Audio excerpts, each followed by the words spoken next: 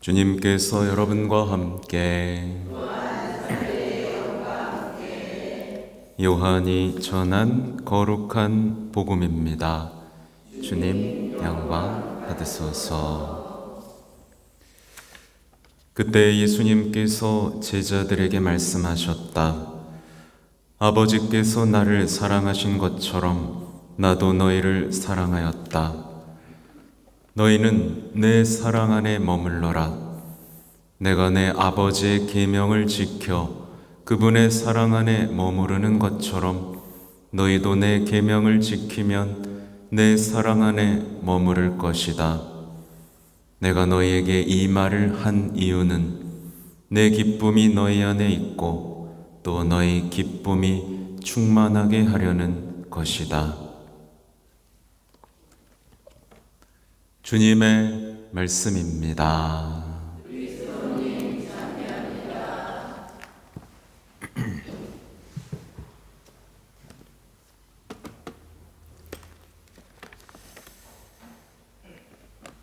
사랑하는 형제 자매 여러분, 좋은 밤입니다. 반응하기가 그렇죠? 좋은 밤입니다라고 하면 됩니다. 좋은 밤입니다. 오늘 하루 평안하셨죠? 어쨌든 아까 시작할 때 이제 부활의 예수님의 이미지가 이제 우리 본당에 선물을 받았다는 거, 이런 것들 사실 우연이 아닙니다. 이 본당의 부활의 기쁨, 그 영광, 찬란함에 대한 어떠한 신심이 뿌리 내리길 원하신다는 하나의 표징 같은 거예요. 그리고 지금 우리가 계속 봐서 감흥이 잃어버렸을 수도 있겠지만 이 파티마 성모님도 어렵게 모셔진 겁니다, 여러분. 여러분 파티마 성모님 어디 가서 보셨겠지만 이렇게 아름다운 성모님 보셨어요? 비슷한 목각인데 비슷하지만 외모가 다 다릅니다. 근데 이걸 구할 때 연결됐던 그 수녀님이 그러셨어요. 야, 이거 이렇게 예쁜 거 한국에서 모셔갔으면 좋겠다. 근데 원당동에 온 겁니다. 비슷한 성모상 한국에 몇 군데 있지만 이렇게 아름다운 성모상은 외모는 비할 데가 없습니다. 과연 우리는 여기에 이 큰 은총 속에 어떻게 응답하는지를 봐야 하는 거죠. 오늘 제가 이제 강론을 쓰기 전에 오늘 아침에 이제 레오 교황님의 첫 수요 일반 아련 희년에 대한 희년교리 시리즈, 그러니까 프란치스코 교황님이 하시던 그 수요 일반 아련이 다시 시작됐습니다. 희망에 대한 이야기죠. 근데 이것을 씨 뿌리는 사람의 비유로 시작하셨고 이 반고의 그림까지도 잘 읽어주시면서 정말 아름다운 강론을 쓰셨어요. 정말 품격이 다른 아름다움입니다. 모두가 보실 수 있도록 번역해서 블로그에 올려놨죠.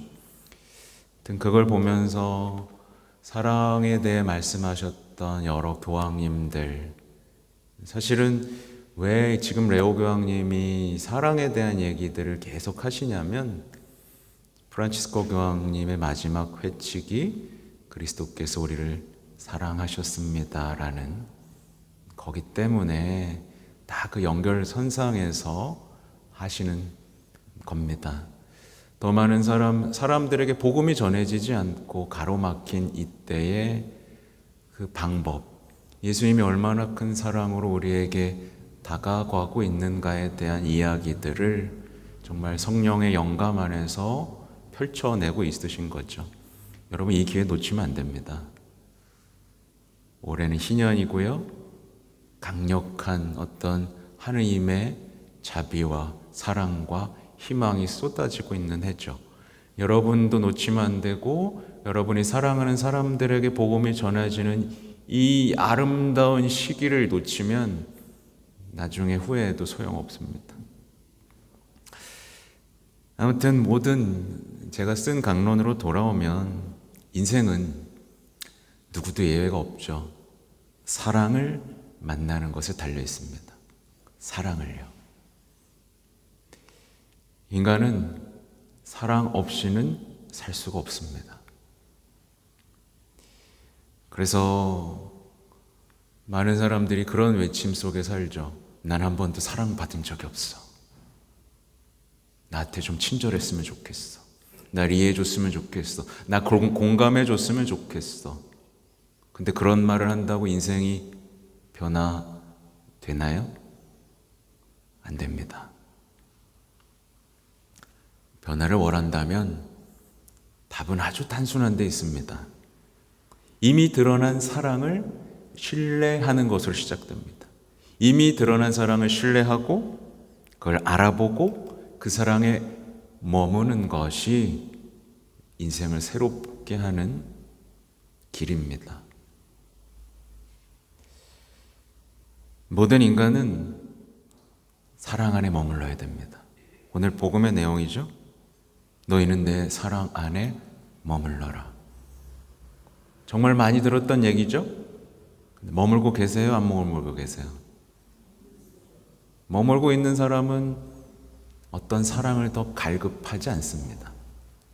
인간에 대한 사랑, 인정, 칭찬 이런 것들에 갈급하지 않죠. 사랑 안에 머물고 있는데 이미 넘쳐 흐르는데 누구의 사랑을 갈구하겠습니까? 이걸 모른다면 우리는 끊임없는 인간적인 사랑, 어떤 성취 이런 것 속에서 우리 인생을 낭비할 수밖에 없어요. 사랑 안에 머물러야 됩니다.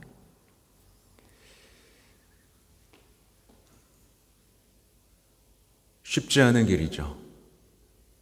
이 세상에 공짜가 없는 것처럼 느껴지니까요. 아니요. 근데 하느님의 사랑은 거저입니다.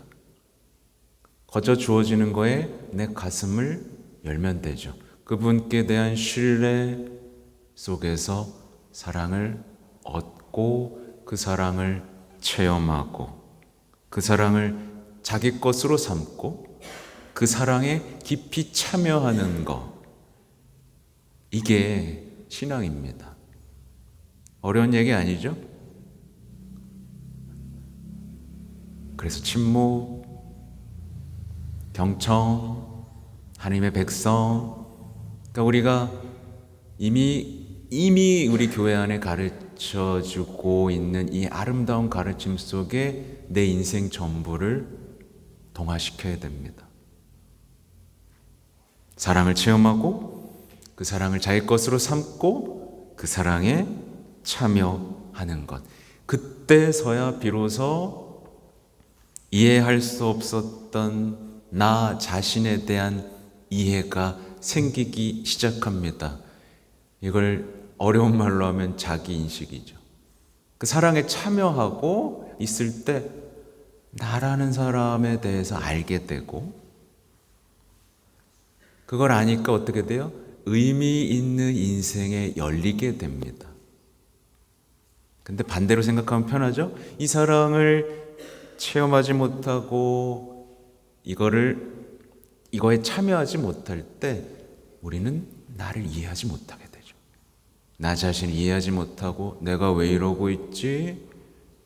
누가 나 좀 사랑해 줬으면 좋겠어?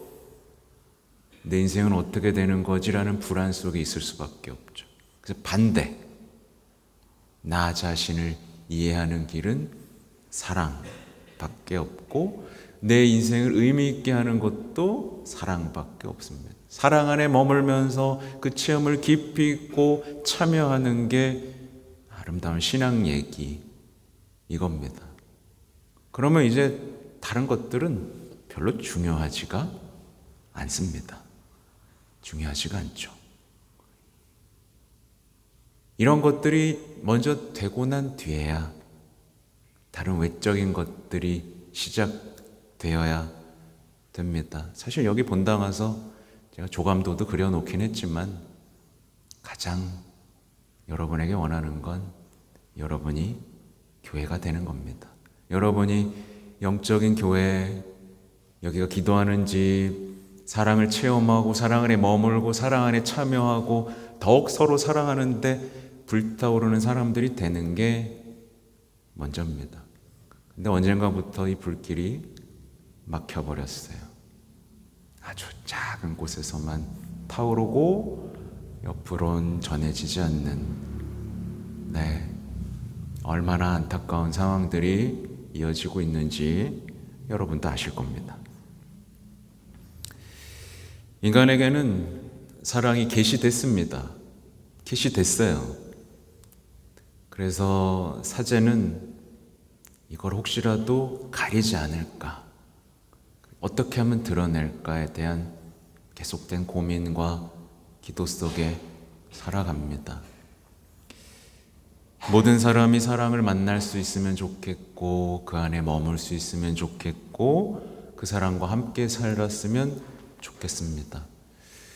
근데 그것을 이제 프란치스코 교황님이 활짝 열어주셨고, 지금 레오 교황님께서 정말 아름다운 언어와 행동, 미소로 그걸 해주시고 계십니다. 더 많은 사람들이 여기에 좀 감탄했으면 좋겠고, 관심을 가졌으면 좋겠고, 그래서 자신의 인생을 바꿀 수 있었으면 좋겠어요. 제발 다른 불만, 불평 속에 자신의 인생을 낭비하지 않았으면 좋겠습니다. 그래서 제가 이렇게 3가지를 썼습니다. 낙심하지 맙시다. 뭐 잘 안 돼도 낙심할 필요 없습니다. 왜냐하면 우리의 삶과 현실을 기름지게 하고 변화시키는 사랑이 우리와 함께 계시기 때문이죠. 이 씨 뿌리는 사람 비유에서 이미 다 알고 있었는데 교황님은 참 이걸 더 이해하기 쉽게 하시는데 그냥 낭비하는 사랑을 보여주시는 거란 말이에요. 너 돌밭이야? 괜찮아. 가시밭이야? 괜찮아. 길이야? 괜찮아. 난 포기하지 않아. 내 말씀 계속 뿌릴 거야. 그러니까 우리가 슬퍼할 이유가 있습니까? 우울할 이유가 있어요? 남 비교하면서 내 인생에 대해서 한탄할 필요 있습니까? 아니죠. 왜냐하면 우리의 희망이신 그리스도께서 지금 사랑을 낭비하고 계시는 거잖아요. 그걸 알아보기만 하고 가슴을 열기만 하면 되고 체험하고 깊이 참여하기만 하면 되는 이 아름다운 사랑의 논리, 왜 우리는 단순해지지 못하는 걸까? 우리가 어떤 상황이 있든 우리를 먼저 신뢰해 주시는 분이 우리 앞에 있고, 우리가 복음에 나오죠. 내 기쁨이 너희 안에 있고 또 너의 기쁨이 충만하게 하려는 것이다. 우리를 기뻐하시게 하시려는 이 충만한 사랑이 있는데 우리는 왜 자꾸 딴 생각을 하고 있을까? 그렇죠?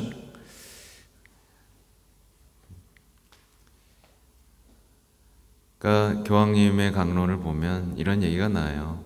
하나님께서 우리를 위해 당신 자신을 낭비할 준비가 되어 계시며 예수님께서 우리 삶을 변화시키기 위해 기꺼이 당신 생명을 내어주셨습니다. 뭐가 부족해요? 뭘 더 달라는 건지 모르겠어요. 그렇죠? 그러면서 반고 그림 얘기를 하셔서 제가 반고 그림도 올려놨습니다. 뭐 sunset, so at sunset, 그러니까 해가 떨어지는 가운데 뿌리는 이제 어떤 이미지인데, 재밌는 게 저도 그냥 그런가 보다 했는데 교황님은 뒤쪽에 씨를 뿌렸어요. 근데 뒤쪽에 자랐고 태양이 이렇게 있는 거예요. 장렬하는 태양 아래서 씨를 뿌리는 농부의 모습은 농부가 겪는 고된 수고를 보여줍니다. 제게 특히 인상적인 것은 농부의 뒤편에 이미 무르익은 밀밭이 그려져 있다는 점입니다.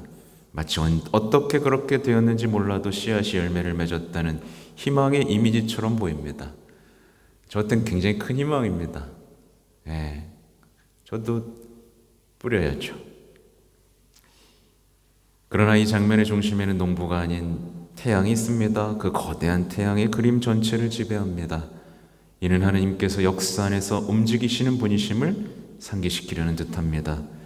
때때로 우리는 하나님께서 멀리 계신다고 느낄 수 있지만 바로 그분께서 땅을 덮이고 씨앗을 자라게 하시는 분이십니다. 주님께 은총을 청합시다. 언제나 그분의 말씀, 곧 씨앗이 잘 받아들일 수 있는 마음을 갖게 해달라고 말입니다. 그리고 우리가 스스로 열매 맺지 못하는 밭이라고 느낄지라도 낙담하지 맙시다. 오히려 주님께서 우리 안에서 계속 일하시기를, 우리를 더 나은 밭으로 만들어 주시기를 간청합시다. 네. 낙심할 이유도 슬퍼할 이유도 없는 거죠. 희망이 샘솟죠, 여러분? 네. 반응이 없네요. 뜨거워져야 되고 전해야 됩니다. 좀 내일 레지오 강의가 있는데 저도 이제 이 태도를 바꿔서 레지오에 대해서 조금 더 국제적인 시각을 키우기 위해 지금 레지오 마리에 이제 본부 컨칠리움에 들어가서 거기에서 발행하는 영어 잡지들을 지금 번역해서 한 7, 8글 꼭지를 올렸습니다. 전 세계적으로 레지오 회원들이 어떤 활동을 하고 있고 어떤 방향으로 나가고 있고 어떻게 투신하고 있는지를 낱낱이 보여주는 얘기죠. 제가 이렇게 보면서 참 대단하다. 그 100년의 역사 속에서 벌어진 일들, 그 사람들의 수고들, 거기 이제 영적 어떤 알록굿이, 그죠? 훈화도 훈화의 내용들이 품격이 달라요. 우리나라는 이 레지오의 성모님께 대한 참된 신심이조차 뿌리내리지 못하고 있는 이 참담한 현실에서부터 마땅한 영적 지도, 신부고 없고, 담당 신부가 있어도 오히려 신심을 격화시키는, 대중 신심이 뭔지조차 이해하지 못하는 사람들이 지도 신부로 있는 우리나라의 상황, 우리가 해야 됩니다, 여러분. 네. 원당동부터 잘합시다. 레지오 마리에는요, 보통 조직이 아니에요. 그 정체성으로, 거기 한 꼭지를 지금 기억나는 건, 레지오 마리아 회원들은 세계 지도를 보면서 교본을 본다는 얘기가 있습니다. 더 많은 곳에 레지오가 퍼지고, 더 많은 곳에 레지오 성모님의 나라를 세우고, 그래서 하나님을 모르는, 사랑을 모르는 이들을 향해 한 걸음 한 걸음 나아가는 군사들의 얘기죠. 네. 아무튼 부디 오늘 처음부터 끝까지 우리의 사명과 아름다운 이야기들 드렸죠. 여러분 안에, 아니 우리나라에, 전 세계에 우리의 그리스도교 신앙이 다시 새롭게 불타오르고 희망을 되찾는 모든 이가 되기를 기도합니다. 아멘.